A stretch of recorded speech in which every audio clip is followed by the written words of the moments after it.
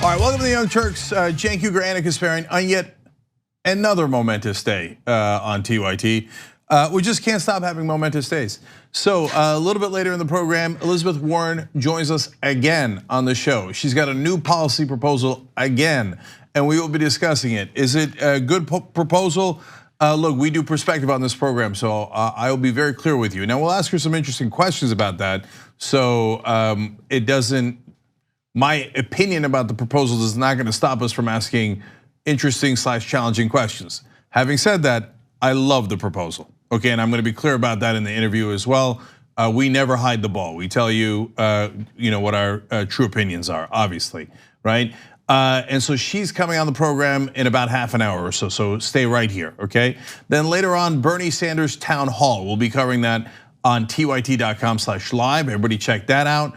And the coverage, it will be second screen, so you'll be watching it along with us. And then we'll do analysis, and that'll be mainly for the members.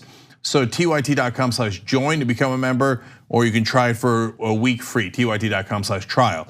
Okay, so again, Bernie Sanders and Elizabeth Warren in a sense on the same program one more time. But I want to be very clear about one thing, and this is important editorially. We are asking all of the presidential candidates to come on. And so we now have had 5 or so on, and those are the people who agreed. If you don't see a presidential candidate on the show, that means they have not agreed to come on. So that's not on us, that's on them, okay? So I just wanna be clear about that. So, okay, and lots of amazing news in today's program. Fox News with yet another hilarious attack against Ocasio-Cortez. We'll cover that a little bit later. And we've got Venezuela, we got North Korea, we got China, we got a lot of foreign policy, we got, but I don't want you to miss this. Look, there's so many wonderful things in today's show, but Trump talking to the US trade representative in front of the Chinese and in front of national cameras. Absolutely, I mean, if you think he's made a fool of himself before, you're absolutely right, but this might top it. It was mind-boggling, yeah. It broke the record on stupid. So later, Trump, unbelievably, because he's done it so many times, one more world record on stupid. So, and you're gonna get to see it with your own eyes, so don't miss that story. Okay, Anna, take it away. All right. Violence erupted on the Venezuelan border with Colombia as humanitarian aid was blocked into the country. Now, of course, there's hyperinflation in the country. People are going hungry, and as a result, there's been an effort by the United States to try to get humanitarian aid into Venezuela. Now, of course, it's fine to question the real intentions of the United States, which we will get to in just a minute. But to give you the details on what's currently happening, the latest news over the weekend, Maduro has decided to break diplomatic ties with Colombia. Maduro loyalists have also clashed with the opposition's efforts to deliver this humanitarian aid. Unfortunately, 2 protesters were killed along the Brazil border with Venezuela. And also Guaido, who is the opposition leader here, has agreed to meet with Vice President Pence in Colombia. So that's just quick bullet points over what's currently happening. But Juan Guaido says the following: our call to the armed forces couldn't be clearer. Put yourselves on the right side of history. Now, when he says that, he's specifically referring to the military in Venezuela, which for the most part has been bought off by Nicolas Maduro. He has shared some of the money with them in order to keep them loyal to Maduro. And that, of course, is what's helping him stay in power as the dictator of Venezuela. Okay, so as usual, there are no winners here. Lots of bad guys all around. Let's try to break it down. So, and I believe we're certainly among the very, very few media outlets that are in the middle here, that are trying to discern facts in a situation littered with propaganda from both sides. So there's the side that says Maduro's rides on unicorns over rainbows, not buying it. I don't see why he wouldn't let the humanitarian aid in. Don't get me wrong, I know the humanitarian aid is a trick by America and his opponents. That's why he's not letting it in. No, I get it, but so what? Let it in anyway. And be like, thanks a lot, we appreciate it. There's no change. No, we don't accept your coup, but we do accept your food and medicine. That's what I would do. I know the situation is complicated and that might be an oversimplification.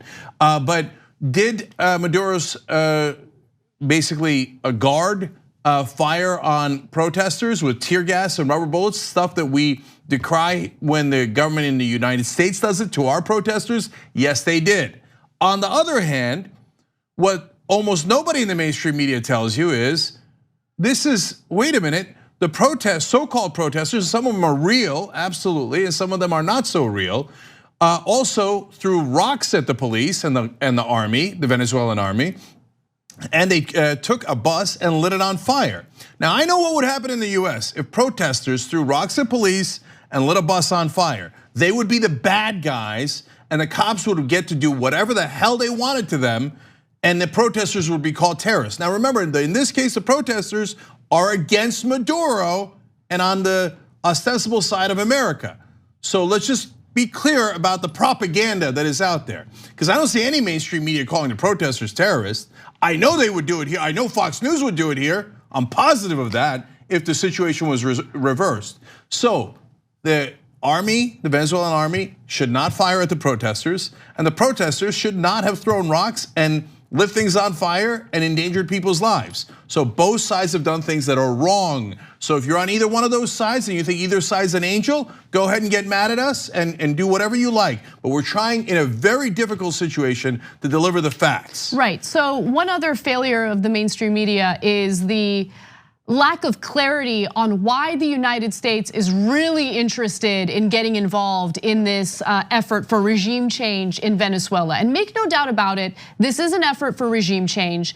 And the intentions here are not to look out for the Venezuelan people. Are there some government officials who genuinely believe that? Maybe, but the underlying objective here has to do with oil. Because if you look at our actions anywhere else in the world where we're involved in conflict, Yemen, for example, we don't care about the humanitarian crisis. In fact, we are assisting Saudi Arabia in creating a humanitarian crisis in Yemen. So you can't listen to the Trump administration and believe them when they say, oh no, we're very much concerned for the Venezuelan people.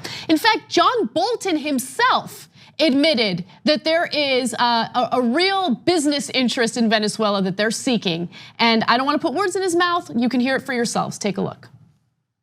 I want everybody to know we're looking at all this very seriously. We don't want any American businesses or investors caught by surprise. They can see what President Trump did yesterday. We're following through on it. So if you think of a company like Citgo, which is owned by PDVSA, which is the state-run oil company there in Venezuela, we have a lot of those Citgo assets right here in the U.S. Is that something, for example, sir, that you're looking at?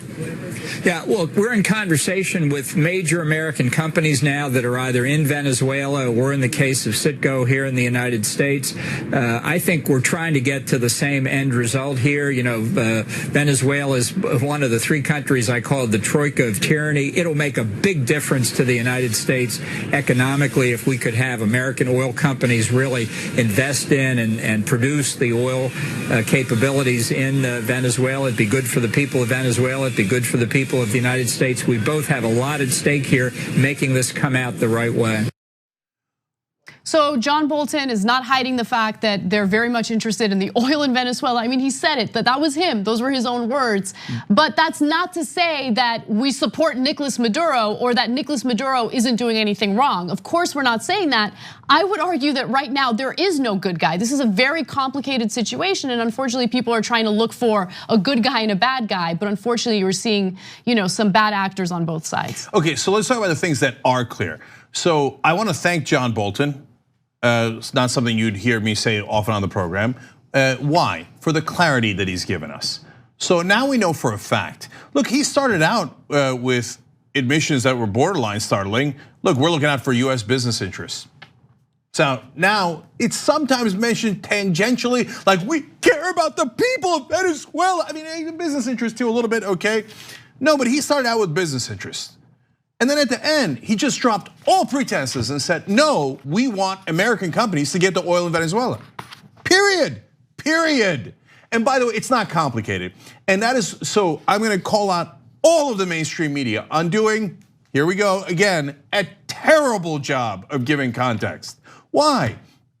It never occurred to you that the two main places where we want regime change are Iran and Venezuela, that are not connected by anything else other than giant oil producers that have not given their oil contracts to American oil companies. That didn't occur to you. You don't think that's relevant to mention in all these pieces? Well, now, okay, if you said, oh, that's speculative, well, then analysis, I guess, on your part is just not necessary. You just repeat the propaganda the US or any other government puts out and you shut up about it. I don't think that's doing the news. I think you need analysis and context, and you were missing it. But now we don't have to have that debate because Bolton, you just saw it with your own eyes, said, yes, we're doing it so that American oil companies can get the oil contracts. What part of that is complicated?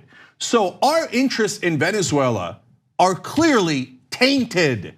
We are going in there for financial reasons, so do not cover it as if we care about a humanitarian crisis or the fact that Maduro did not legitimately win those elections, because we obviously do not care. Now, why is it further obvious? Well, we support about 3/4 of the dictatorships in the world. Yep. So why randomly pick Iran and Venezuela out of that giant swath of countries that have dictators that we support? Why are we not animated, for example, about the dictator in Saudi Arabia, who's a butcher and who chops people up? Why? Because our companies have oil contracts with Saudi Arabia. It's all about the money, all about the money. So let's be absolutely clear about that. And so we do not have legitimate extra grievances with Iran or Venezuela more than we would with Saudi Arabia or any other dictatorship. The only real reason why we're animated about those countries and why we are agitating for regime change in those two countries is the oil, period. But yet, in the rest of the mainstream media, it is never mentioned. Not only, hey, look, Young Turks, I get it, you make a persuasive case, but I don't know if that's 90% of the equation, 100%, 70%, 51%. That's an interesting debate. No, they mention it as 0%. Preposterous. That's not news, that's propaganda. So look, I look forward to people coming up with constructive solutions on how to get aid to Venezuela and constructive solutions on how to do a real election in Venezuela. But what is not constructive is us agitating for regime change so that oil executives in America can make more money. Not interested, that's a hell no, under no circumstances. And also keep in mind that the United States had already assisted in a failed coup in Venezuela back in 2002. So US officials have had their eyes set on Venezuela for a while now. And again, you can chew gum and walk at the same time, right? And critiquing the US involvement is not, giving a pardon to some of the horrific things that are taking place in Venezuela. But it is important for the American people to be fully aware and informed on why the United States is involved in the first place. Yes, and by the way, more context, 12 members, at least 12 members of the National Guard have switched over and defected to Colombia. So at the lower levels of the military, there is great discontent because they're living in the same economic situation as the rest of the people in Venezuela. There are real protesters against Maduro. There's a mother that went out there, for example, and says, look, I gotta, there's no bread. I need bread for my kids. They're worried I'm gonna die in the protests, but on the other hand, I'm worried they're gonna die without food. Another dad drove 18 hours to try to get medicine in for his son. So those stark economic conditions in Venezuela are real, okay? And there are real protests. There's also, again, a lot of young males that are going out there in mass and lighting things on fire. Those are the folks I would put in the American and Guaido-led propaganda units, okay? And then finally, in terms of scope, what I hear in the American media all the time is there are huge protests against Maduro in the streets, including in the Capitol. That's true. Okay, what you find out today is, it turns out, actually there are bigger rallies in favor of Maduro. Okay, so let's report both. To say that there are no protests against Maduro is totally wrong, okay? To say that the protests are larger than the ones supporting Maduro are also wrong. Now, why are all those people in the streets in favor of Maduro? How come no one in the American media ever asked that question? So that's, given the economic disaster that is happening in Venezuela, it's a fair question why all these people are still supporting Maduro. Well, could it be that they're tired of American coups in Latin America? That could be part of it. And the constant interference and the constant demands that their oil be given over to American oil companies for their profit. Yes, both of those things are real and are factors here. Please try to do your job without the government or any government, whether it's the Venezuelan government or the US government, telling you what you must say. Let's move on to other foreign policy.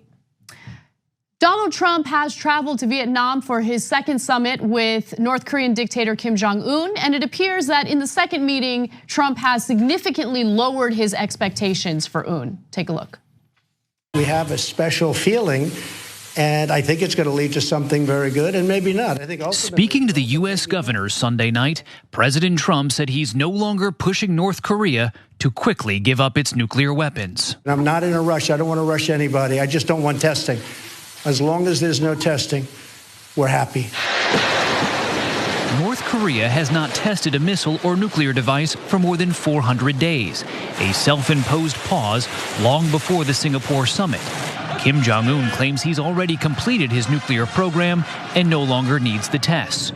But there is ample evidence that the regime is still producing nuclear fuel, working on its weapons programs, and evading international sanctions. North Korea has taken no clear steps towards denuclearization, despite President Trump's tweet after the Singapore summit that there's no longer a nuclear threat from North Korea. Okay, so he is lowering expectations. He's like, look, as long as they're not testing these missiles, as long as they're not testing nuclear weapons, I'm okay with this, which is, again, lowering expectations. Initially, he wanted North Korea to completely denuclearize, but as you know, there has been some evidence indicating that Kim Jong-un has continued on with developing his nuclear arsenal. So, okay, so it's not just a matter of lowering expectations, because a lot of administrations do that for a lot of issues, including meeting with foreign leaders. It's about moving the goalposts. So, as CBS did a really good job there of giving you context, they stopped testing their missiles well before Trump met with Kim Jong-un in June of 2018. So he did not get that concession at that meeting. That's just not true. And so now, does that mean that they have stopped their nuclear program altogether, as Trump claimed? Absolutely not. So they're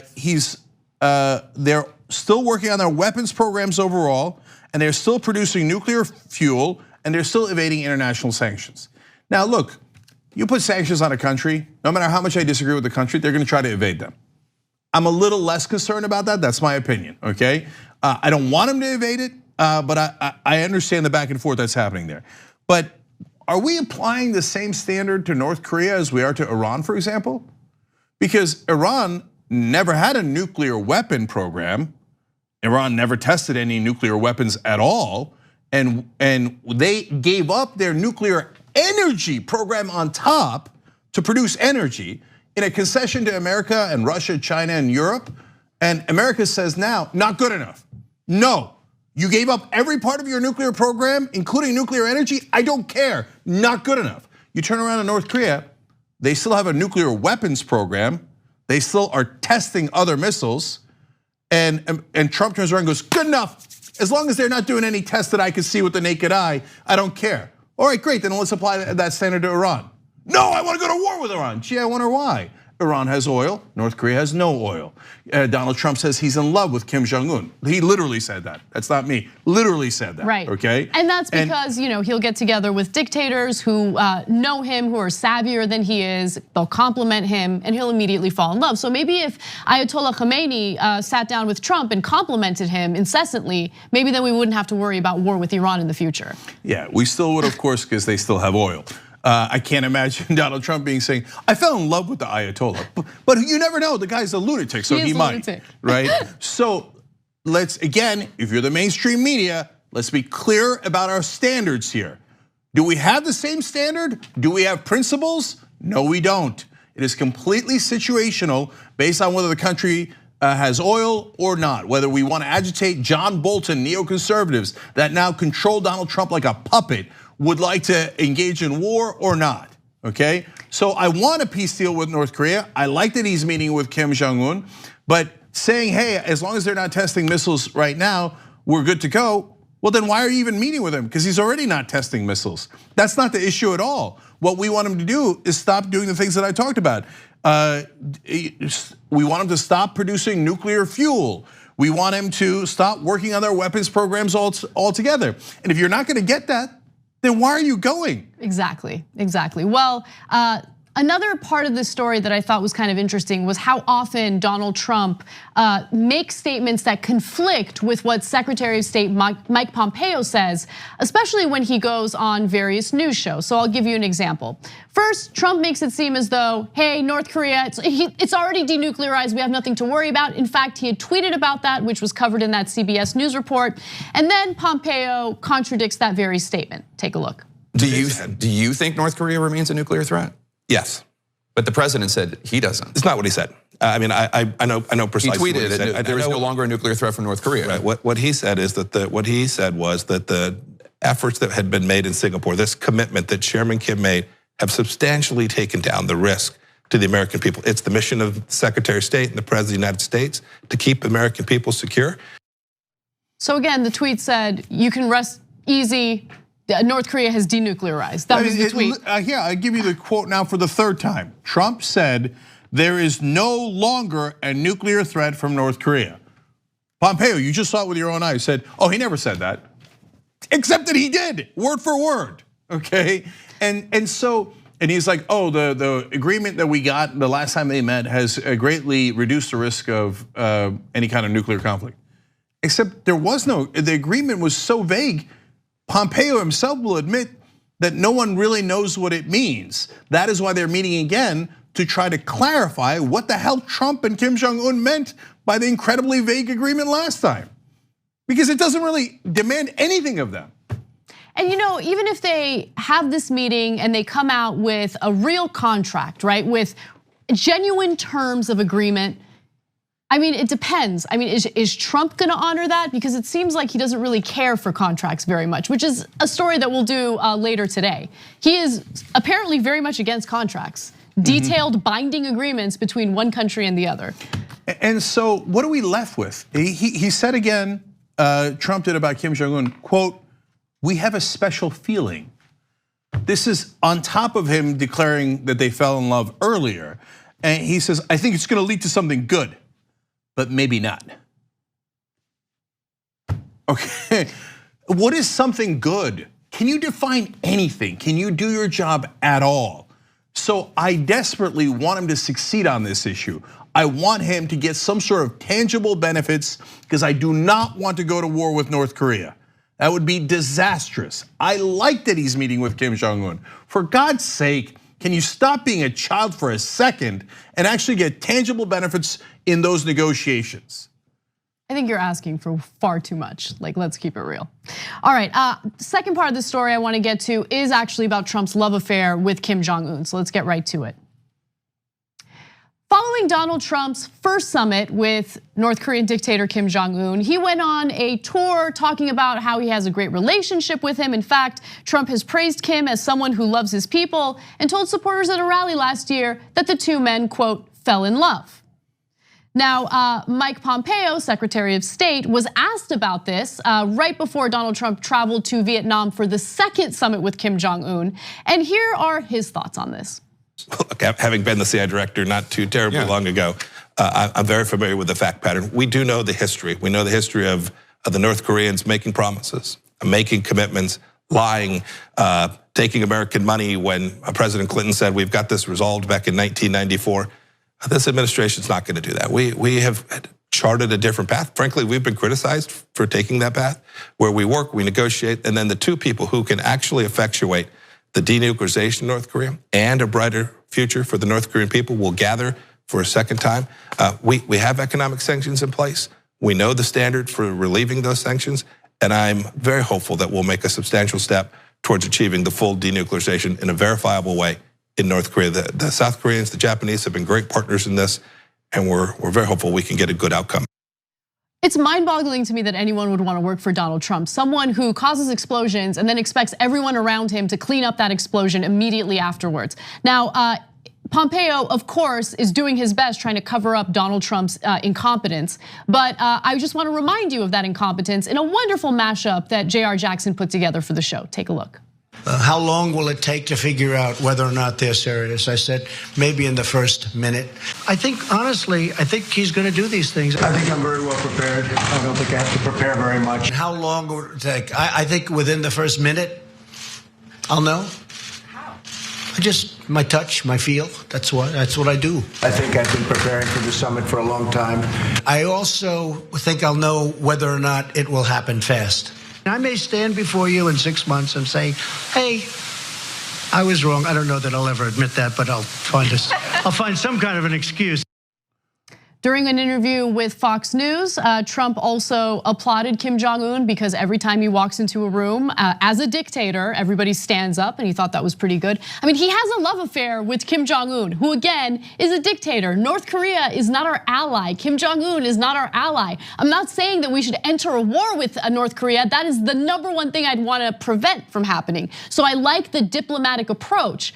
But Donald Trump is not approaching this with the mindset of, hey, we need to protect our country. We need to look out for national security. We need to do what it takes to get Kim Jong-un, our enemy, to denuclearize so he doesn't pose a threat to us and our allies. But that's not the way he's handling it. He sits down with Kim Jong-un, gives him, or Kim Jong-un gives him a bunch of compliments, and then he goes around talking about, oh, it's my touch, it's my feel. He's gonna follow through with these promises, even though he hasn't followed through with a single one of them.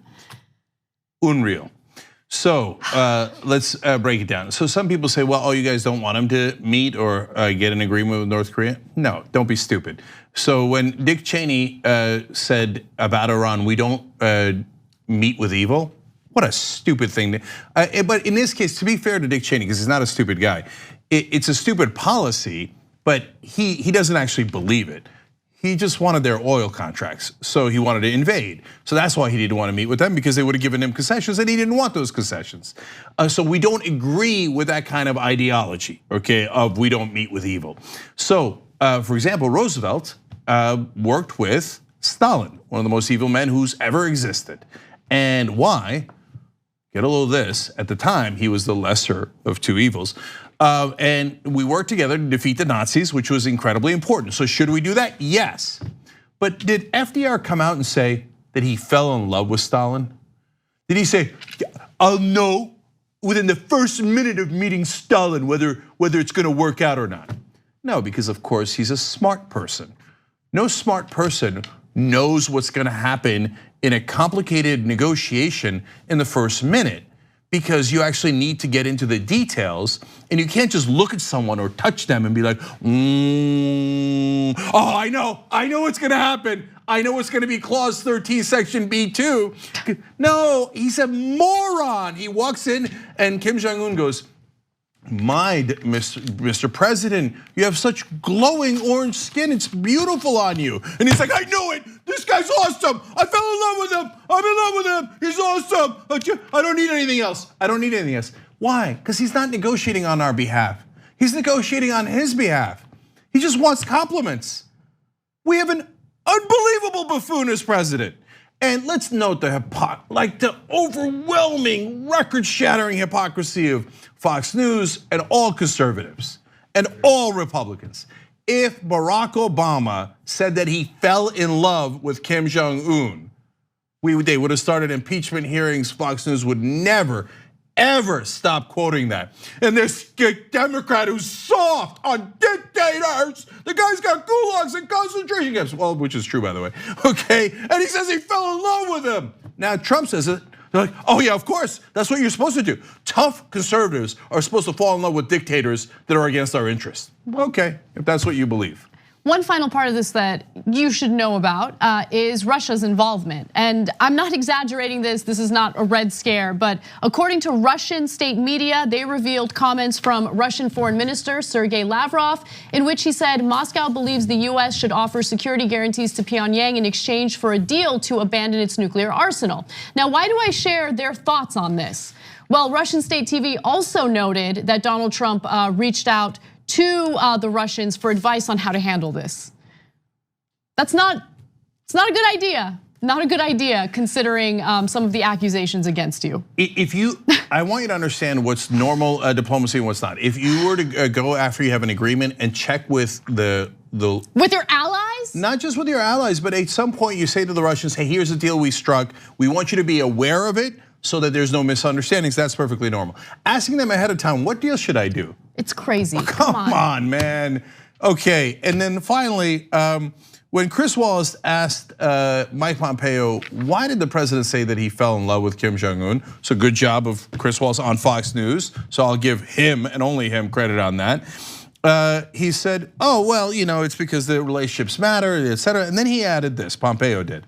I have observed this over the past weeks and months. I watched them exchange messages. I watched our team understand the messages that the two leaders are providing.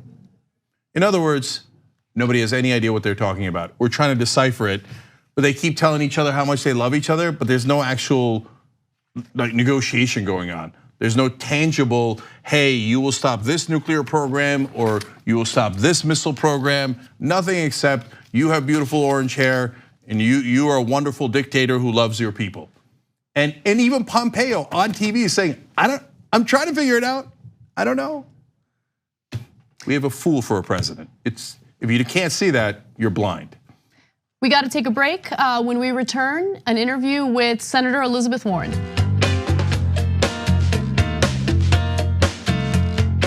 All right, welcome back to the Young Turks. We've got a lot more news for you guys, but we're going to talk to Senator Elizabeth Warren right now. So joining us is Senator Warren, who is running for president. She's got a new policy proposal out. It applies to herself.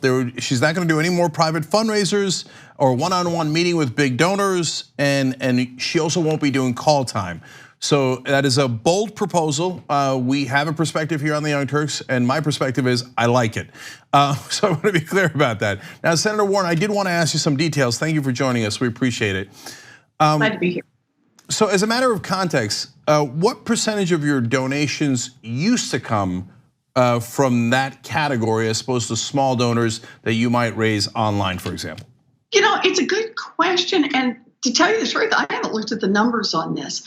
I know that I've raised a lot of money from large donors, but I've raised a lot more money from small donors. It's been apart from the very beginning of how the campaign, when I first ran for the Senate back in 2012, was really about people all over Massachusetts and all over the country who just said, count me in, $5 here and $25 there. And that's how you built it. But part of doing that is everybody goes out and spends time with the rich and the well-connected. And this is not the kind of campaign I want to run for president. We're in a primary, and a primary gives us a moment. We're just running against other Democrats at this point. So think about what we can do. We can actually walk the walk here.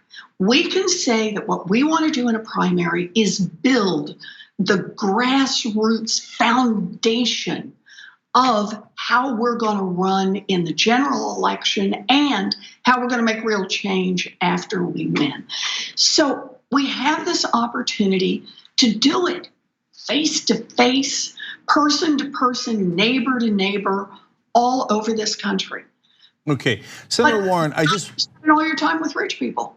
Right, and so of course the reason that other Democrats give for doing that, and it's understandable, and again, you did it in the past, and so I get why they say they need to do it. I don't agree with it. I like your new proposal a lot. It makes people able to trust you more, but they say, hey, look, you got to be able to raise money from these folks, otherwise we're not going to be competitive. So when you did it in the past, I just asked you about what percentage of your donations came, but also I'm curious, what percentage of your time went into those kind of fundraisers and those calls?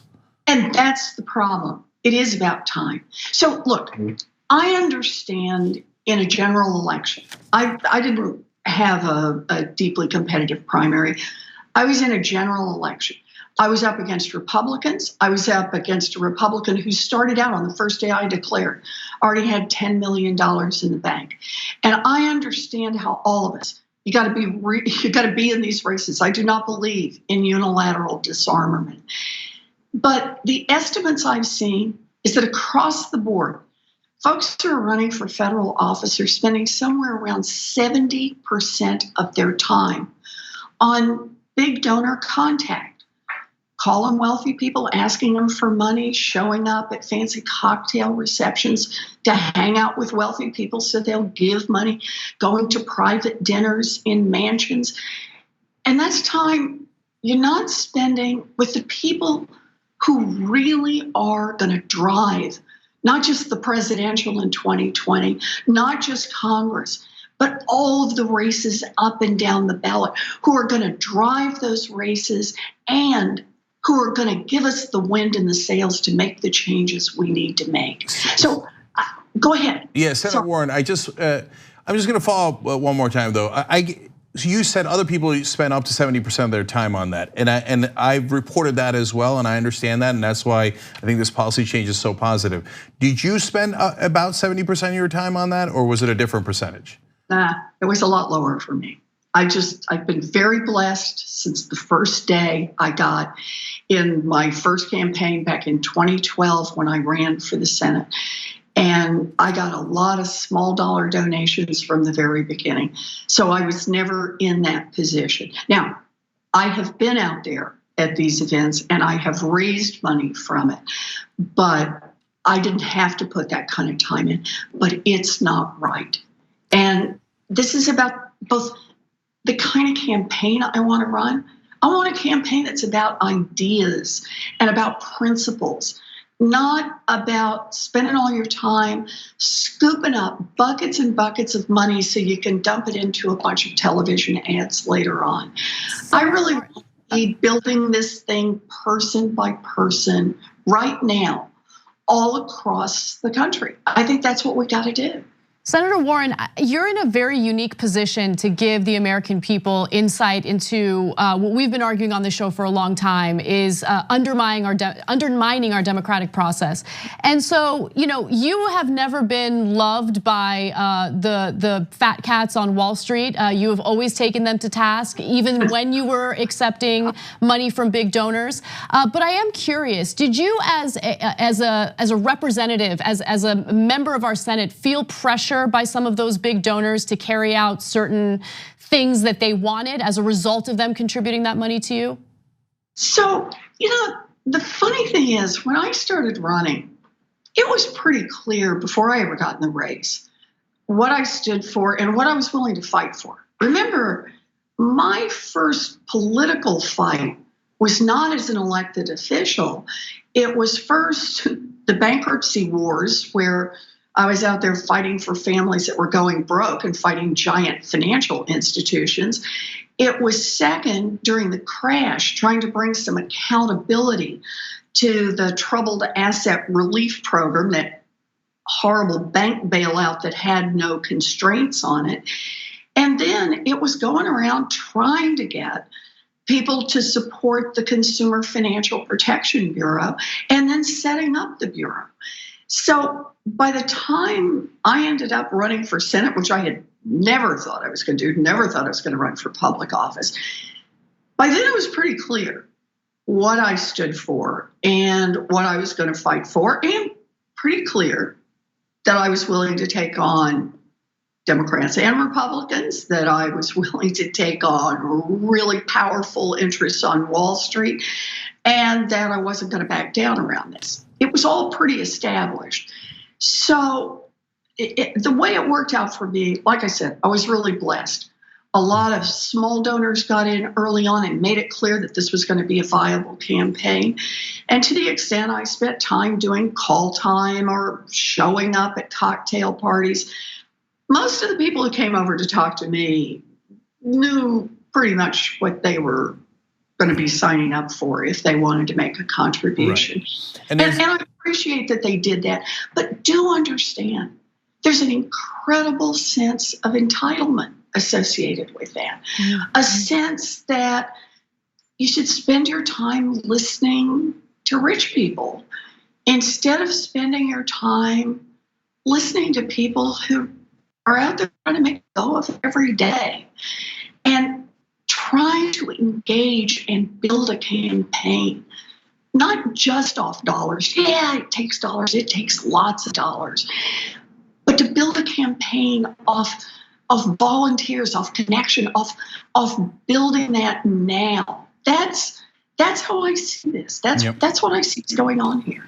So, and I want the audience to understand it. So when Marco Rubio says, hey, look, the donors just signed up for what I already believe, it's a little convenient because he believes in giving almost everything to his donors. So when they sign up for you, well, that's a different equation. Right? That's right. So some of them, it's not exactly, I sometimes will be in a room full of people and I say, give me a chance and I'm going to raise your taxes. Right, but I want to. Not quite your standard sales pitch. Yeah, no, that's not a normal political pitch. But I wanted to ask you, you mentioned earlier that you don't believe in unilateral disarmament. So does this only apply in the primaries, or will you carry this over to the general election or any other election you'll have going forward? So this is for primaries. Look, I do not believe in unilateral disarmament. We need to win.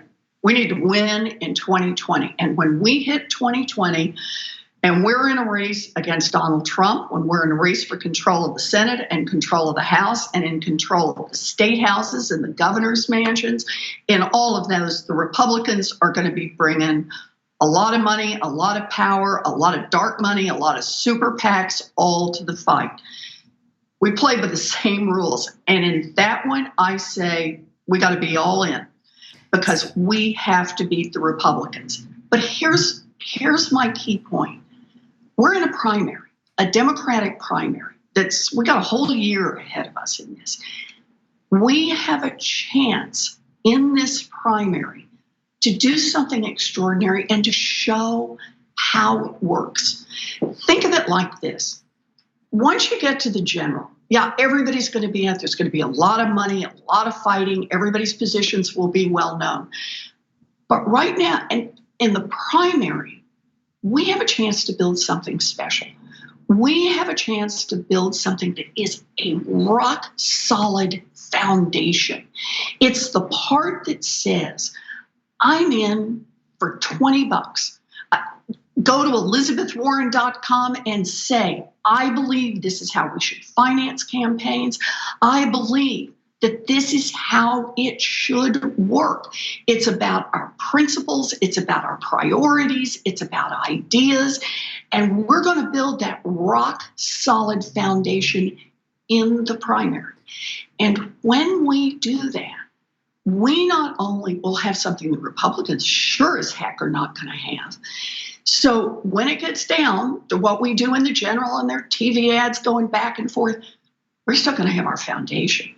Senator Warren, are you at all concerned though that if you pivot toward accepting money from big donors, that would turn some of the I want to say progressives, but it's not just progressives who want to see the abandonment of big donors. Most voters are concerned about this issue. Are you at all worried that they would stay home during the general election if you pivot toward accepting that money? Look, I think that what we've got right now is we got to show what we can build. Person to person to person to person across this country. I think we've got to show what we can build through democracy, that we believe in democracy, that we have faith in democracy, that we can make democracy work. I think we can show that in our primary. I think then we can just be tough as nails and take on Donald Trump, take on the Republican senators and congressmen in the general election, and then we've got to change the laws. Mm-hmm. Let me just say, I've got the biggest anti-corruption bill since Watergate. Money floods Washington, and money is choking our democracy. We've got to take steps and start taking them now to reestablish our democracy, to show what we can build person by person by person across this country. And this is a chance to do this. For me, this is a chance to run the kind of race I want to run. A race based on ideas, a race based on issues, a race based on principles, and that nobody's buying access to me. So I just want to give the links one more time, and I'll tell you why. When candidates turn down big donor money, we want to make sure that small donors know how to access them. And we did this for all the Just Democrats. We did this for Ocasio-Cortez when she was running. So I want everybody to know it's ElizabethWarren.com. If you want to donate, it's ElizabethWarren.com/donate. And you could also volunteer, which is a huge part of the equation as well, at ElizabethWarren.com/join-us. Senator Warren, thank you for joining us and explaining this policy. We really appreciate it. Let me tell you what I'm going to do. I'm going to be doing call time tonight. I'm going to be calling people who've donated. Only whether or not you get a call is not based on how much you donated. It's just whether or not you're in. And I'm going to call as many people as I can tonight and tomorrow night and the next night. I'm going to do call time. It's just going to be with the people who are all in on this campaign. And when you're all in, you're all in. It's not about buying access. It's about being part of it. So we won't be the only ones talking to Senator Warren tonight. You might be able to talk to her tonight as well. So we'll have those links down below if you're watching this later on YouTube or Facebook. Again, Senator Warren, thank you for being on. We appreciate it. Thank you. Okay, we got to take a quick break. And when we come back, one of the things that we promised you guys, Donald Trump shows how he does not understand contracts at all. It's an amazing display of ignorance. We'll share it with you when we come back.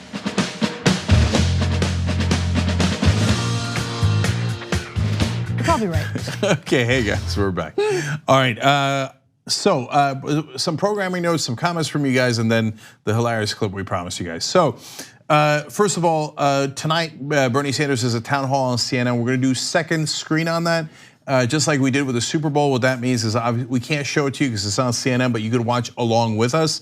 And we're gonna have play-by-play commentary on tyt.com/live, free and available to everyone. That's right after this show at 5 o'clock Pacific, 8 o'clock Eastern, if you're watching online. And then later in the week on Wednesday, Michael Cohen testimony, live coverage, okay? Starts at 7 a.m. Pacific, 10 a.m. Eastern. Again, tyt.com/live. Whenever there's major news like this, we will be doing play-by-play commentary. Don't miss it. Tell your friends, tell your family, your neighbors, tell Randy Gonzalez. Okay. I'm coming. So yes, he is. And by the way, Anna did a wonderful segment on Bernie Sanders on No Filter today. So you guys will get to see that soon. And members now get video version of No Filter. So please check that out if you're a member. If you're not, tyt.com/join. Now, look, I want to keep it real with you guys on the different ways that you could watch and listen to the shows. Everybody can get No Filter as a podcast, and you should. So Damage Report's a podcast, Young Turks portion of the show is a podcast, a portion of Old School, Aggressive Progressives are podcasts. Well, sorry, Old School is not Aggressive Progressive yet, but some portions of that are on YouTube as well. So what we're trying to do is give everyone a big chunk of the programming because we want to spread the message out, but we want to reserve all of it for the members, okay? So in the case of No Filter, free podcast to everyone, so please sign up for that. And then if you're a member, watch it, the show as it's intended as a video show, okay? So, and if you want a free trial, you can get a free week to try out all these different shows at tyt.com/trial. Okay, now let me read your comments as quickly as I can. Progressive Fate on Twitter wrote, Bernie's my first choice. That being said, if for any unforeseen reason he isn't the nominee, he's inspired millions of people across every generation that real change is possible. The more people on the record for progressive policies, the better, referring to Elizabeth Warren's policy, so that is a positive comment. But there were definitely not so positive comments as well. Go to the member section. Reliquary says, I really hate it when a politician acts like the source of their money is some mystery that's handled by lower level staff. Every one of them knows exactly where the money's coming from. Just answer the question, the damn question. I'll give you exactly what was said. Now, I don't fully agree with that. I get where you're coming from. I'm gonna save that for a second. Smooth says, Trump won with hundreds of millions less than Clinton. There will be around $1 billion worth of free coverage. There is no such thing as disarming in a presidential general election. I totally agree with that. I'll get to that as well. And last one, Richard Atkinson says on YouTube Super Chat, great question, Cenk. You got her to reveal the real Elizabeth Warren, progressive only in the primaries. Ugh, can you stop pretending she's on our side? No, guys. Look, I'll give you my opinion on it. You make any decision you like. So Elizabeth Warren does actually have great legislation. If she didn't, I wouldn't tell you that. I got no dog in the race. She's not my aunt. I'm not related to her. There's nothing that would make me say that, okay? So her anti-corruption bill is the best in Congress. So now when she says, hey, I'm not taking any big donor money during the primaries, that is a wonderful step forward that you should celebrate. I believe, this is now my opinion, that she could raise enough from that if she were the winner, right? That she wouldn't need to take big donor money in the general election. But I'm not the candidate she is. That's her call to make, and she says she wouldn't. So I don't agree that she should take the money in the general election from big donors. So I agree with you on that. But I don't think you should write her off. I don't think you should write off the second most progressive senator in the country and one that has fought against corruption and the big banks her entire career. Like Bernie Sanders is true on all those policies because he fought for it his whole career. Anna just talked about that on No Filter. Elizabeth Warren is true on fighting against corruption and against the big banks her entire career. So understand the full context. Yes. Okay, all right, we got to do other stories. So Anna, let's go to the next one. All right. Donald Trump is still in the middle of negotiations regarding trade with China. And as a result of these talks, Trump has decided to delay implementing an increase on tariffs with Chinese related goods. So he said, quote, as a result of these very productive talks, I will be delaying the US increase in tariffs now scheduled for March 1st, assuming both sides make additional progress. We will be planning a summit for President Xi and myself at Mar-a-Lago. How convenient, Mar-a-Lago, to conclude an agreement, a very good weekend for US and China. So upon that announcement, of course, stocks soared, investors felt a little more comfortable, but something happened in the Oval Office that gives you a sense of how incompetent Trump really is. And this all went down in front of a Chinese trade official. So in the middle of these negotiations, the idea of what's essentially a binding contract came up.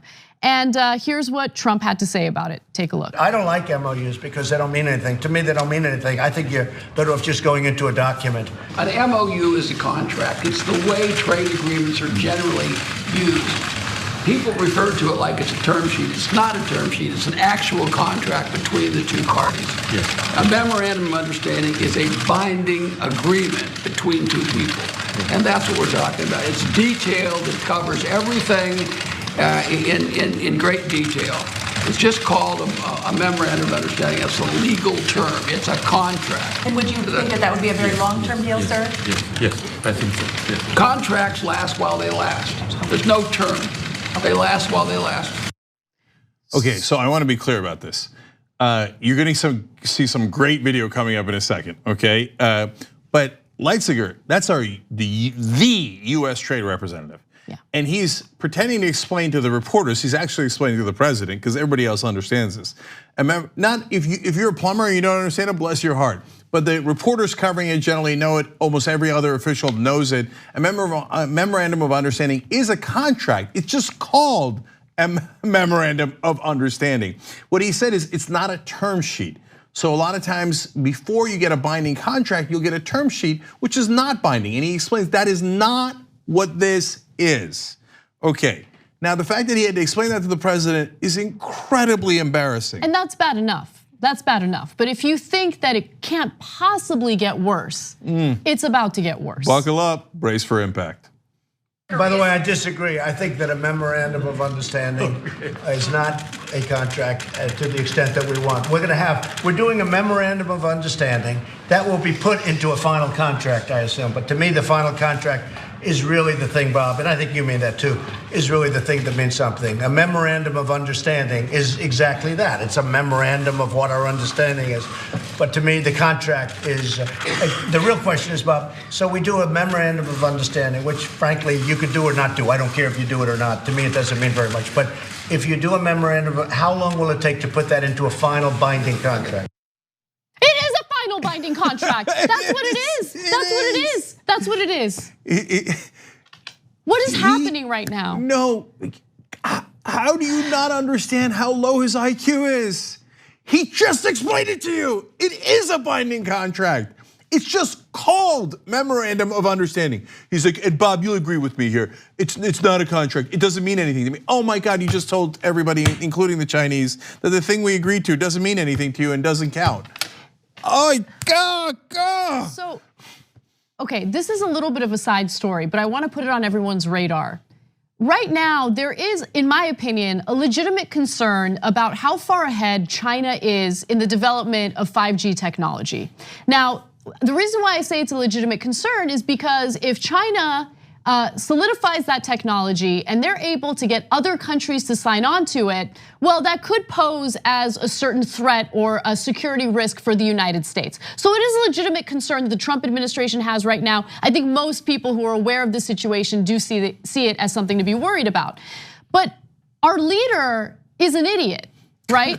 And so not only have we dismantled education in the country, not only are we falling behind when it comes to innovations and technological advancements, we have a president who doesn't understand anything, much less the importance of investing in education to ensure that we're ahead. We're not anywhere near ahead. We're not even at this point. We are far behind China when it comes to the development of 5G. And so what does the Trump administration do in response to this? They decide to strong arm China and essentially get Canada to arrest one of the executives at Huawei, which is one of the telecommunications companies that's working on this technology in China. So instead of thinking, hey, maybe we need to find a way to compete, Trump administration officials think, no, let's just strong arm officials in China. So we have another amazing video. We're not done yet with his idiocy, but I think that like people get on us for calling him an idiot.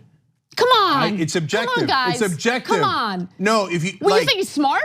Okay, no, you think he's smart? If you're saying that it's an arguable point that he's intelligent, you're being politically correct. It's super obvious to everyone, including his own trade representative and everyone in the room, what an idiot he is. But we're gonna get back to him in a second. But I want to underscore what Anna just said.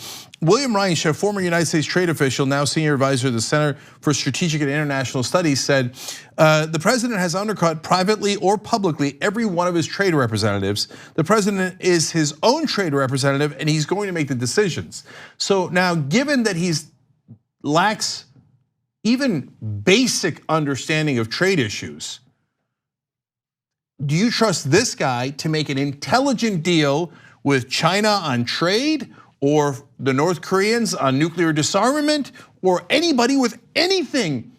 So now our trade representative is in a position where he's mortified. The president keeps saying things that aren't true, and in a way that is so painfully unintelligent that he's put in an awkward spot. How is he gonna resolve this? Let's find out. What? From now on, we're not using the word memorandum of understanding anymore.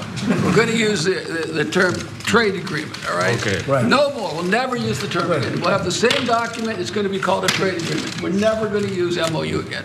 Are they going to put that into another agreement? Assuming you decide on an agreement, it'll be signed by the two people. It'll be a trade agreement between the United States and China. We're not going to use it. I like that much better. I like that term much better. Do you agree with that?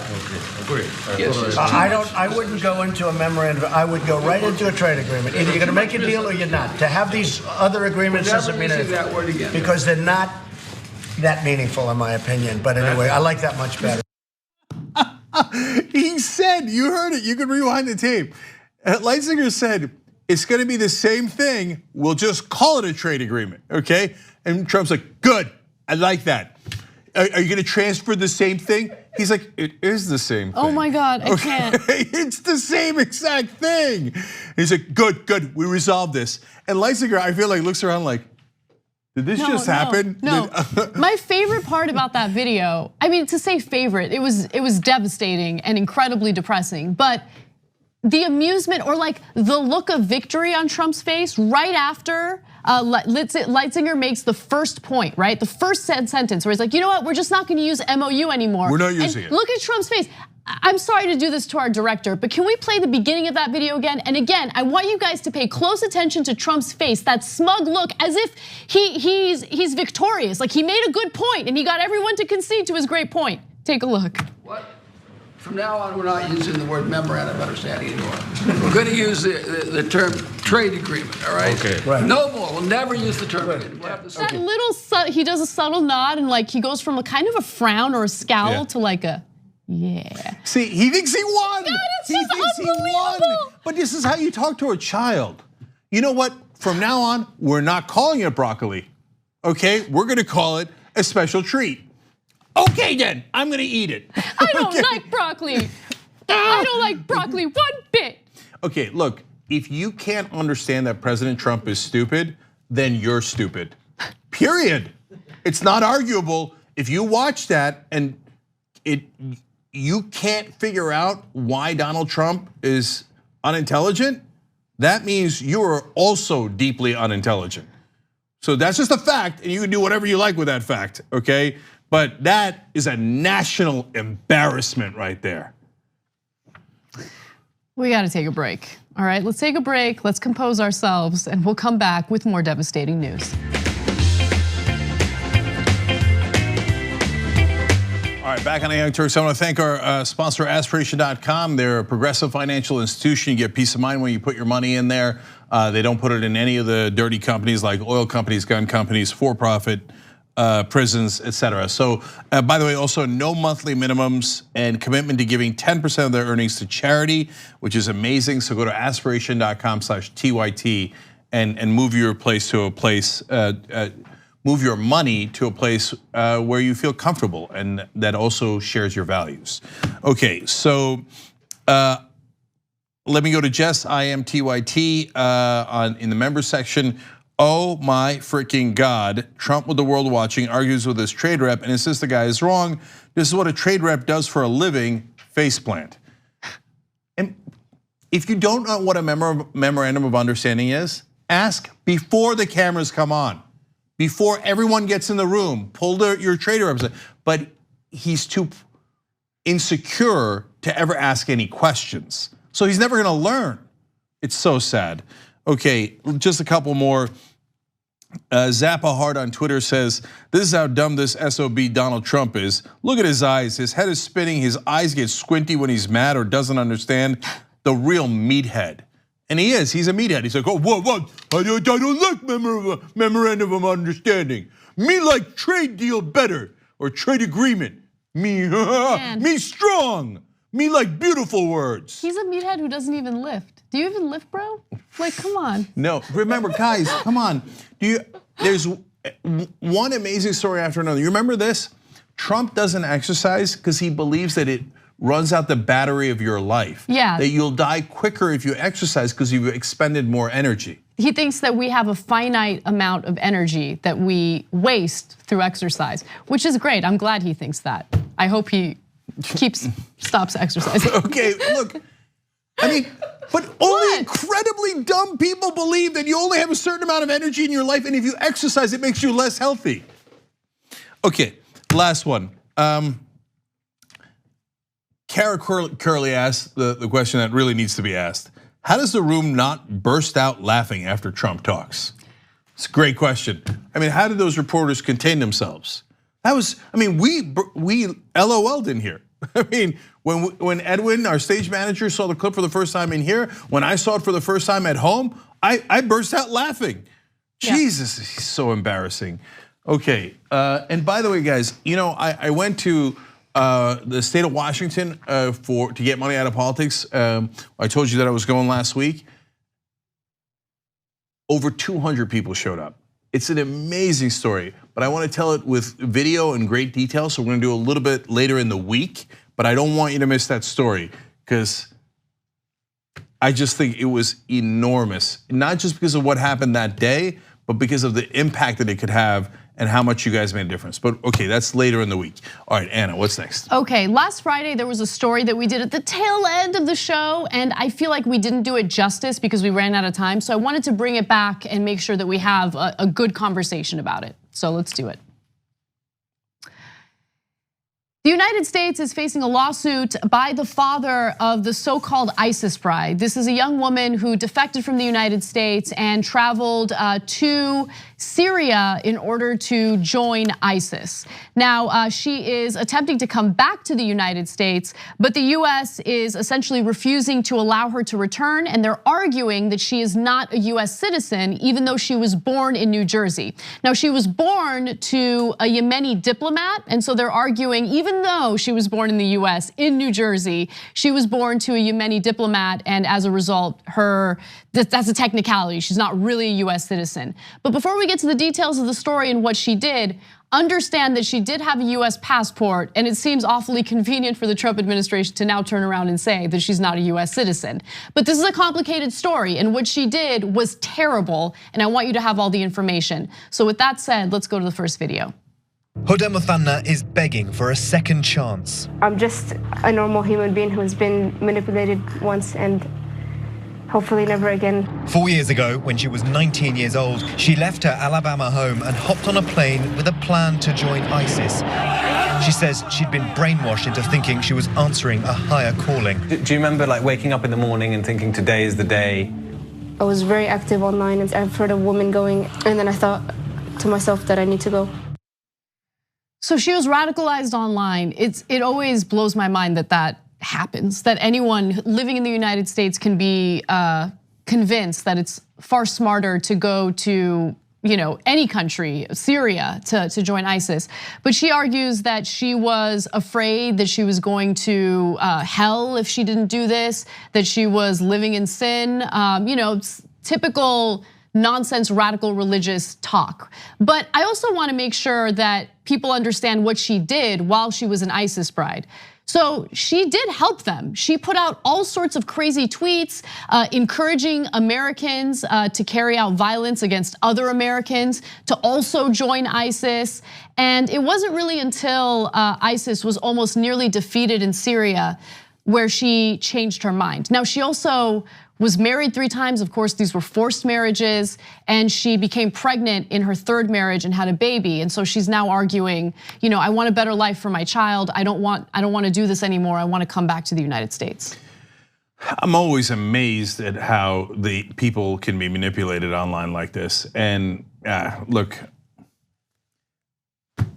not very bright to think that, I'm gonna go to ISIS and they're gonna treat me great. I read a story way earlier than this on earlier ISIS brides, and they go there and they get assigned a husband. So already that sounds amazing.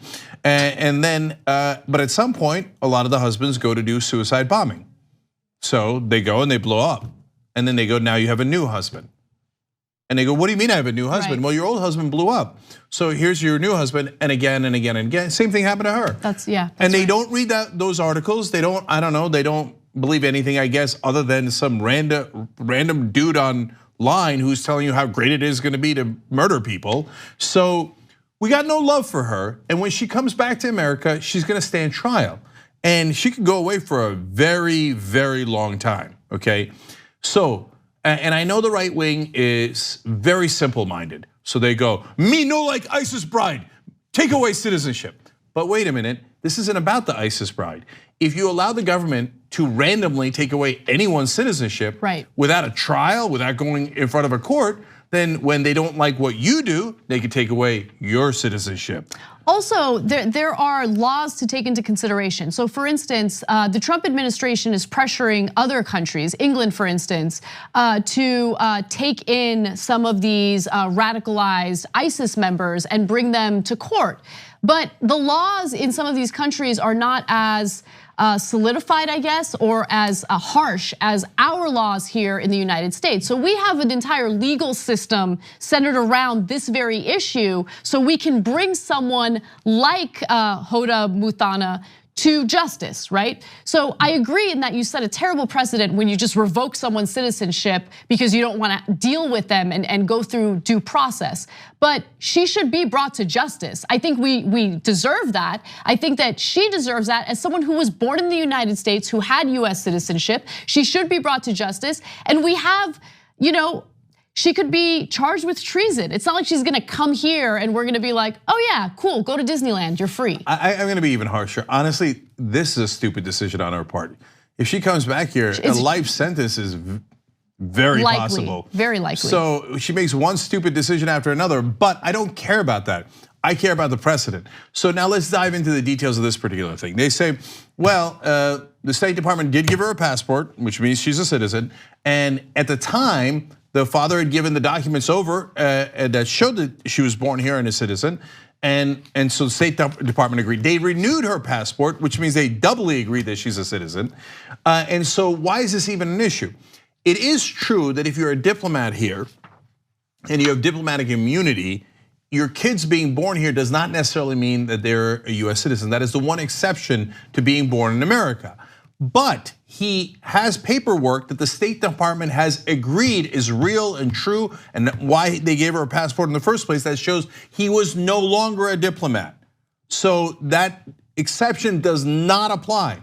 But at a bare minimum, you would go to court, give her due process, and you would look at all the paperwork. Right. When did he stop becoming when did he stop being a diplomat? Was the State Department right in its first two assessments? Or are they right now when they don't give any reason but just go, I just revoked it.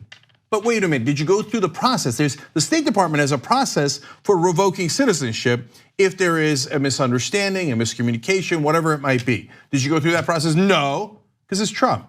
He just goes, no, I don't, and he said it in a tweet. I don't want her in the country. And I told Pompeo, and Pompeo agrees. We don't want her in the country. No, we're a country of laws. You have to go through a process, you have to go through courts, because otherwise, then we are at the mercy of a king. And you mysteriously, the right wing likes this orange king who is a child and acts capriciously. But okay, right wing, what if Obama were president and he could just take away anybody's citizenship? What if Hillary, what if Bernie became president and you think he's a socialist, etc.? What if he was like, you know what?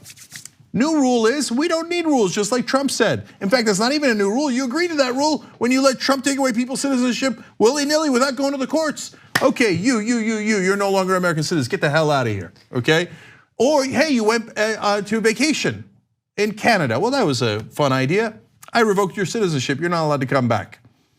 So you say, wow, that won't happen. Yeah, of course, progressives are more decent and actually care about the law than Republicans. That's true, okay? But it could happen, and maybe it's not gonna happen with Bernie because he's a decent and smart person. But what if it's a person on the left that is more radical? It doesn't matter. Follow the goddamn law. Exactly. It's not that complicated. Exactly. And then one final thing, and I feel like this might not be a great point given the administration we're dealing with, an administration that has no interest in learning anything, a president who has no interest in intelligence briefings. But nonetheless, she got radicalized online. She wants to come back to the United States. She should be brought to justice.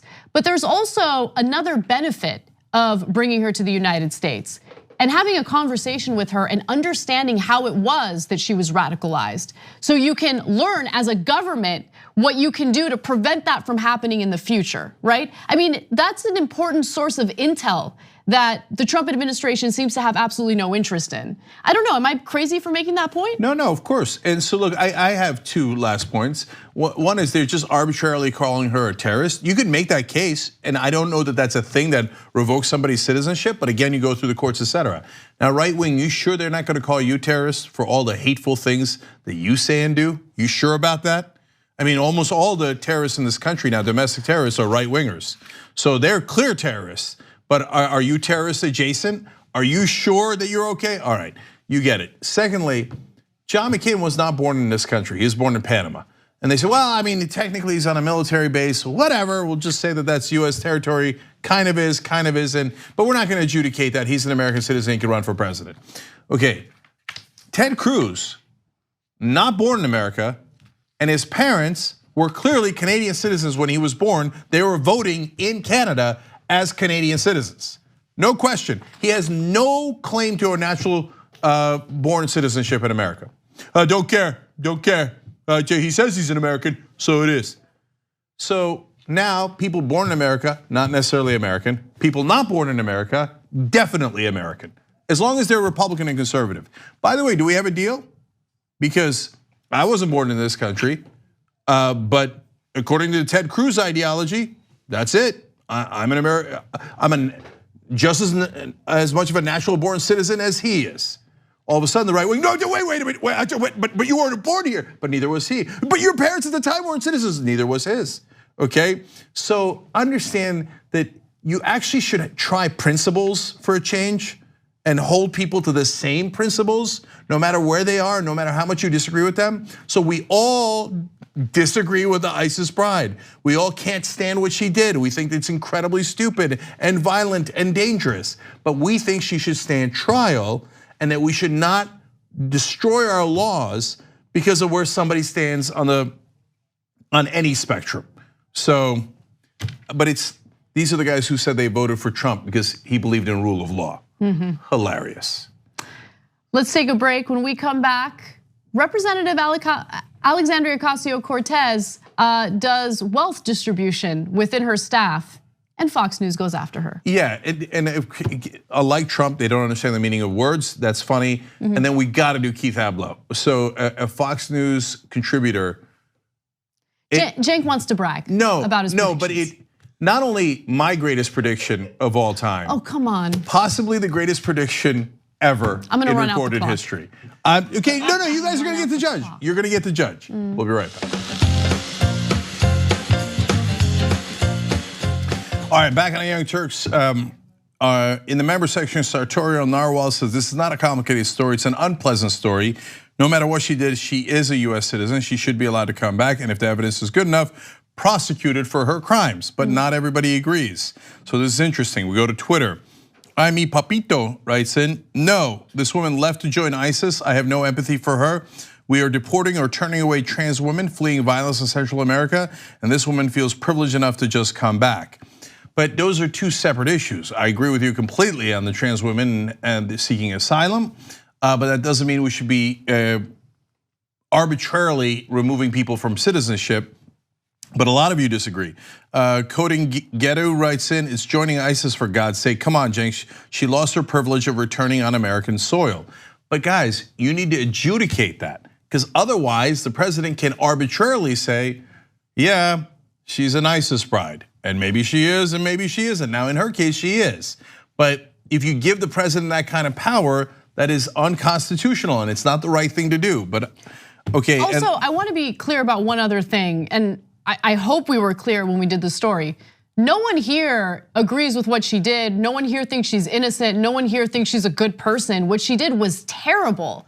But the way you handle these cases sets precedent for the amount of power that the executive branch has, especially when it comes to our legal rights. That's the issue. Last one here is, I think, a constructive solution. Bipolar Colbert says, I'm sort of shocked the Trump administration doesn't let the ISIS bride come back and throw the damn book at her. Right. That would be an easy win for them. But that's what we're asking for. Yes, yeah. Exactly. So, all right, guys. Bernie Sanders town hall is in about 25 minutes. We'll cover it live on tyt.com/live. We'll do play-by-play and then analysis afterwards for the members. So tyt.com/join to become a member. But we will do the play-by-play for everyone. All right, Anna, what's next? All right. Representative Alexandria Ocasio-Cortez doesn't just talk the talk, she walks the walk. And she proved her level of leadership recently when she tweeted this: leadership starts with our choices. That's why I decided that no one on my staff will make less than $52,000 a year. It's likely one of the highest entry-level salaries on the Hill. We pinch pennies elsewhere, but it's worth every dime to pay a living wage. Now understand that each representative gets a certain amount of money allocated to them, and then they make decisions on how they pay their staffers. And so she's decided, I want to pay a living wage. I want to make sure that I practice what I preach.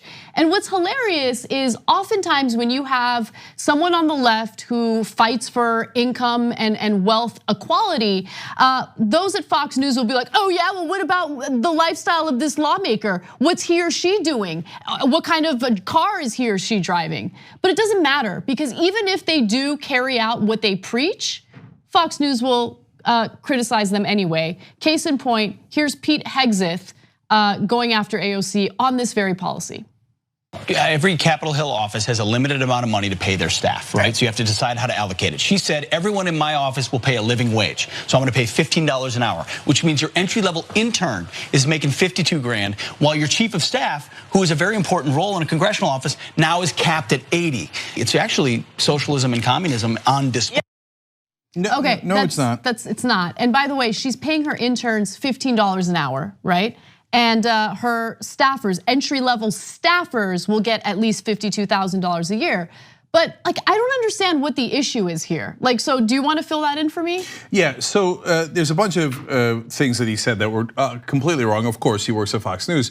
So he's never bothered doing the math on $15 an hour because they don't know anybody who makes 15. They don't know anyone who makes minimum wage, and federal minimum wage is $7.25. So it's $15 is about $31,000 for the whole year if you work a full year, okay? It's not $52,000, as Anna correctly pointed out. The staffers make $52,000 at an entry level. So he's not right about that. Second of all, this has nothing to do with socialism or communism. This is a decision that a manager of the office, in this case, the Congresswoman herself, is making about how to allocate money within the office.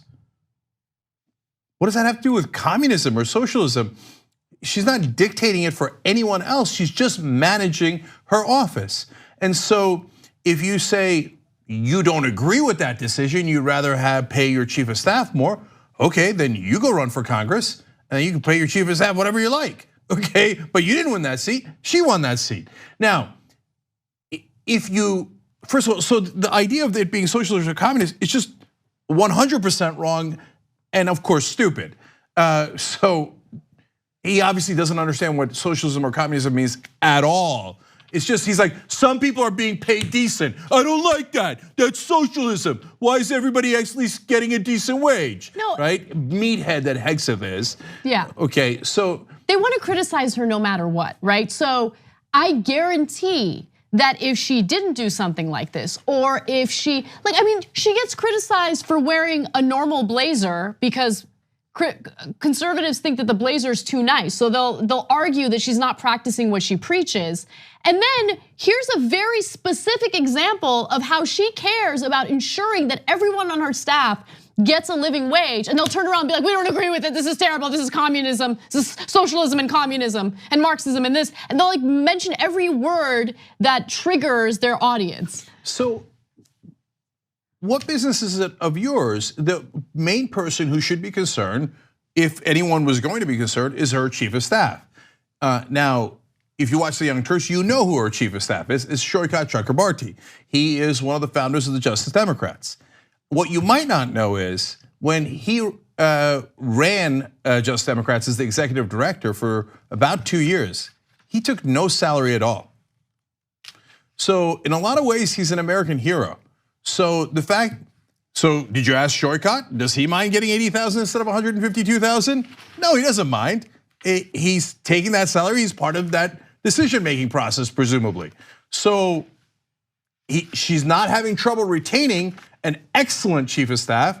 By the way, also helped to run her campaign and did that legendary upset victory. So incredibly good talent, retained at that price, and you pay everyone else a decent wage.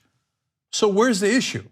It's just Fox News, as Anna pointed out, who's like, I can't stand it. Rich should get richer. It doesn't matter, right? Right. So just go ahead and take a long walk off a short dock. Yeah, that would be nice. So one more video at the expense of going a little long on this story. I think it's important to bring up some more of Hegseth's points or non-points, and we'll rip him. We'll dunk on him after. Take a look. I'm told members of Congress, she makes $174,000 as a congresswoman. She should probably redistribute some of that. Will you share some of that money, Ms. Congresswoman, with the rest of your staff who's not making as much as you? It's not like she earned the money, she's just redistributing it. But I don't know what that means. Okay, How did she not earn it? Hold on, no. Okay, so then can we apply that logic to all the other lawmakers, including the right-wing nutjob lawmakers that you guys are in favor of? Are you gonna argue that they didn't earn that money? She's a lawmaker. she is getting paid a salary for being a lawmaker. Besides which, she's made it abundantly clear, hey, we get a set amount of money in our budget, and we are going to ensure that with that money, everyone's gonna get paid at least a living wage. So you don't know what she's gonna take as a salary, and either way, if she took that full amount, she is a congresswoman who is getting paid the same salary as every other member of Congress. This is just my opinion, but hell no. She's a congresswoman like every other congressperson is, and there's no reason why she should take a lower salary. And this is what the right wing does, and this is why I say hell no. I'm not going to get influenced by right wing propaganda. So they'll say, well, Al Gore wants to help, fix climate change. So why does he not live in a cave? You have to live in a cave, Al Gore. You must live in a cave. Otherwise, no, it's not fair. You flew somewhere, but he actually offsets that and with other savings that he does. I don't care, he's not allowed to fly. Okay, wealthy people, every once in a while they'll donate to a good cause. They're like, well, why didn't you give away all of your money? But your donors, the Koch brothers, the Mercers, are doing it only for their financial interest. Sheldon Adelson got billions of dollars in tax breaks. So did the Koch brothers, so did the Waltons. They all did it for their greed. And you said, oh, that's awesome. Yes, greed is awesome, right? But you wanna help someone? No, you have to give away every single dollar. Every single dollar, otherwise it doesn't count. And what drives me crazy is that some people will fall for it. They'll be like, oh yeah, why isn't she a beggar on the street? So stupid. So dumb. Why? No, I do not agree to two different sets of rules for people. Everyone in our office is thrilled to be working at that office. They don't need to denigrate Alexandria Ocasio-Cortez unilaterally in order to feel good about that. And if they don't like working at that office, they wouldn't work there. But everyone, as far as anyone can tell, is totally thrilled to be there. So the nerve of Fox News to say only Ocasio-Cortez should be paid less than every other congressperson, and I will tell her how she should distribute the money in her office because of my privilege. Please. Once again, meet a short doc, and I hope you take a very, very long walk. Hegseth is the definition of a meathead. We're gonna take our final break, and when we come back, Cenk will do the segment that he loves the most. Okay, I mean, but you guys, if some of you are old school viewers and members, and you remember what I said about Keith Abloh, that he was on Fox News' medical aid. Let's go to break. Let's go to break. Okay, we're coming back. No. But you've never seen a prediction like this. Okay, come on.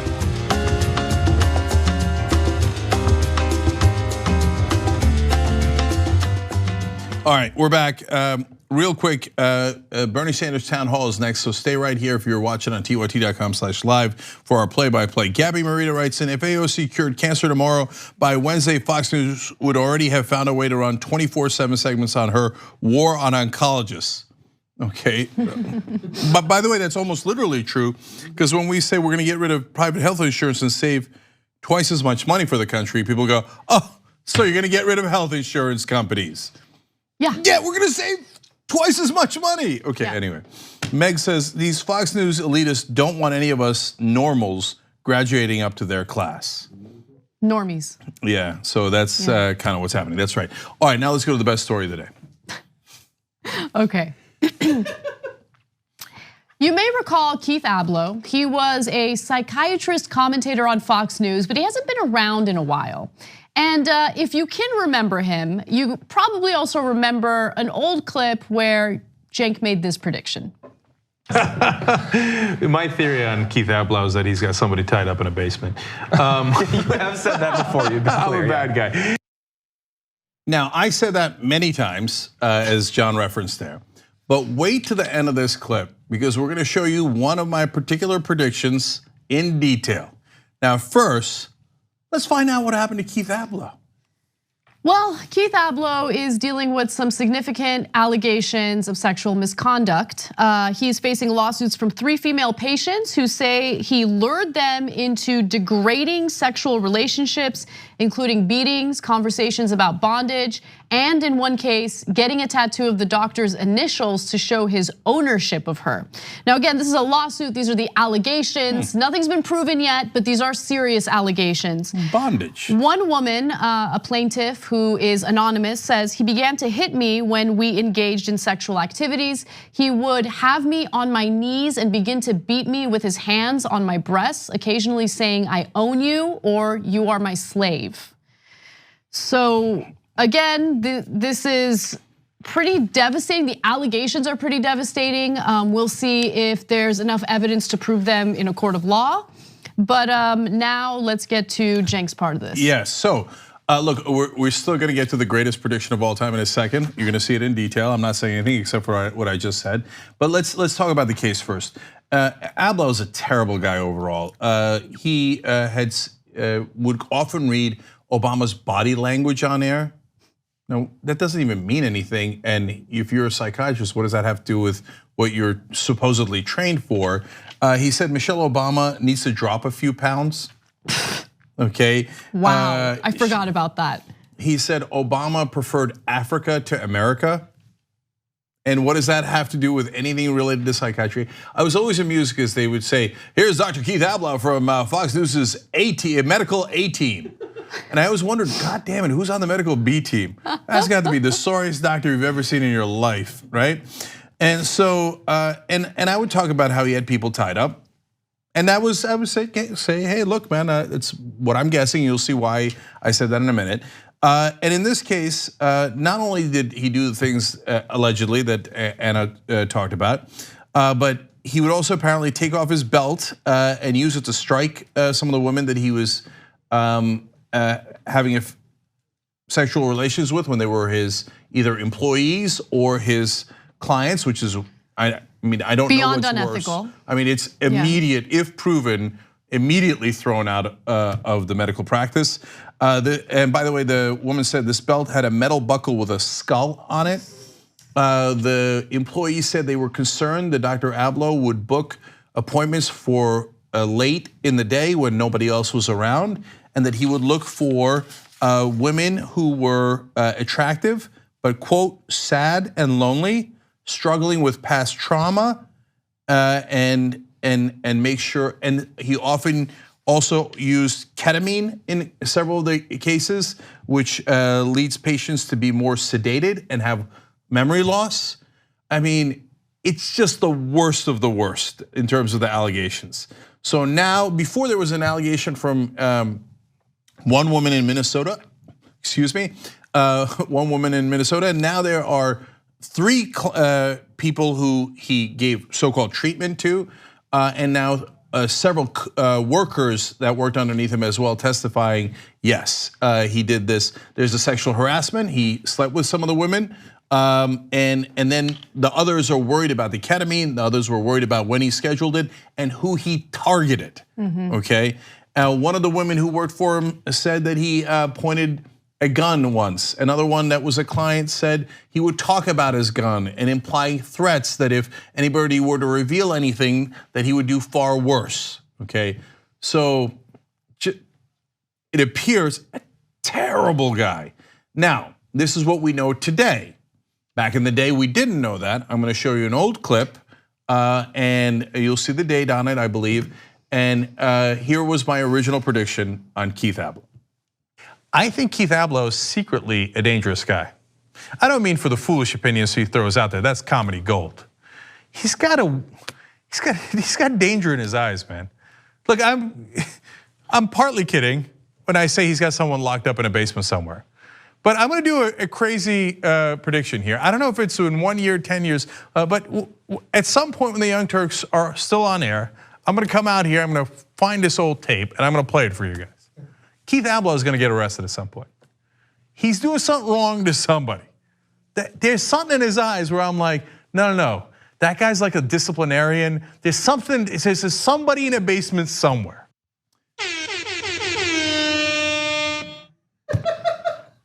I remember when you would make those predictions and I would get super uneasy because obviously you're clear with the audience that you're speculating, but still, it's such a I'm gonna keep it real. I think reckless type of speculation that I would refrain from, right? But you did not. You decided to go for it. And I don't know, like, what tipped you off? What was it that tipped you off? No, look, the funny thing is, he has nonsense body language interpretation, etc. And that's why I'm saying I'm half kidding in that clip. You got a sense of what I really meant. And I said the prediction, I flat out said it, right? And you could tell from the way he talks, what he says, and partly his demeanor, like he has those crazy eyes. And come on, tons of people have crazy eyes. No, he has a look of, and I don't mean physically, of course not, like who cares what you look like physically. I mean, the way he conducted himself, like there was an air of he needed to be in control. It wasn't just based on looking at a picture, it was looking at all the videos we were subjected to with Keith Ablow saying outrageous, ridiculous things. And when female hosts would talk to him, he would have a dismissive attitude towards them. I know, but it's Fox. I mean, it's I know that's true par too. for the course. No, but it seemed that he needed to control the situation, especially when women were involved. Okay, so as it turned out, that turned out to be correct. And if you read more into the details of the allegations, he had a woman tattoo his initials on her body because he wanted to own her, and he liked to discipline the women.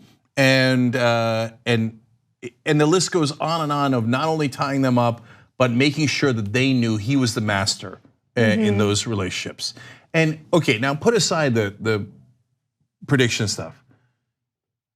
What kind of a guy targets the most vulnerable, knowing that they're vulnerable, knowing that they're coming to him as a doctor to help them in their moment of need, and he sees that moment of need as an opportunity for him to abuse them further. To prey on them. Right. So there's a lawsuit and they will adjudicate what the reality of the matter is.